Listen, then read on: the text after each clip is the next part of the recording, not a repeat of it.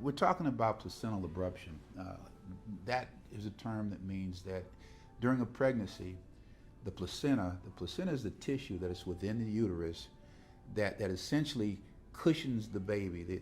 The amniotic sac where the baby is positioned, it lies right next to the placenta, and then the uterus, and then all of that is within the uterus. The placenta provides nourishment to the baby during the whole pregnancy gestational process. Placental abruption is the medical term meaning that the placenta, which is supposed to lie up against the wall of the uterus, for some reason it gets separated, it gets peeled back. And when that happens, the areas of the placenta that are separated from the wall of the uterus, they can't get any blood, it can't get any nourishment, and as a result of that, the baby doesn't get as much blood and nourishment also. Placental abruption can be a very, very catastrophic situation.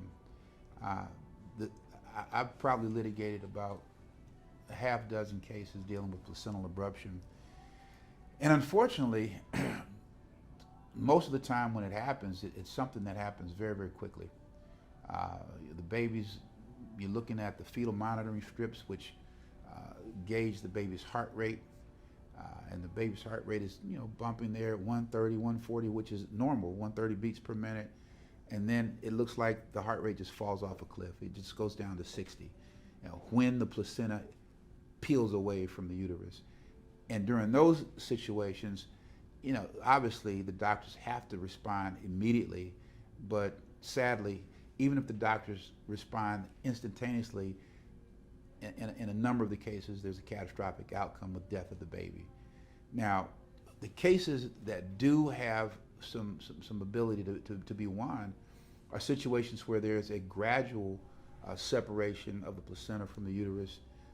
You can see the baby's heart rate kind of fluctuate and going down, and the baby shows signs of distress, which necessarily would have given the doctors much more time in order to basically intervene and do a cesarean section and get the baby out quickly. And those strips are either underread, misread, or just simply ignored.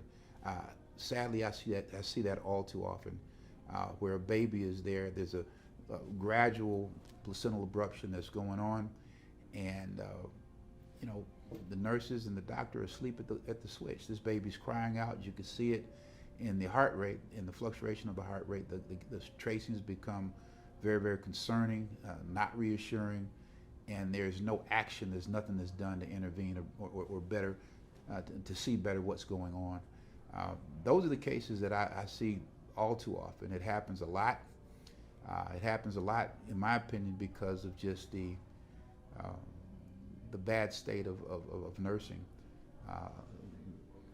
Sad to say, a number of the situations that I see are where you have labor and delivery nurses who are not properly trained. They may be travel nurses that are just filling in at a hospital. They just don't have the requisite experience and training to properly look at the strips. And when that happens, catastrophe occurs. So those are sad situations.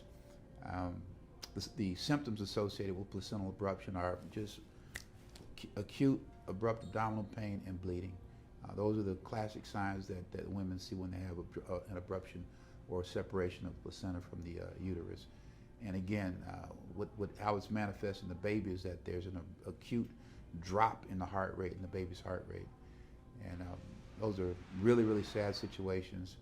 And these moms who have been carrying these babies, oftentimes to term, full term, they're sitting there brimming with hope and optimism, and all of a sudden they're there with a dead baby.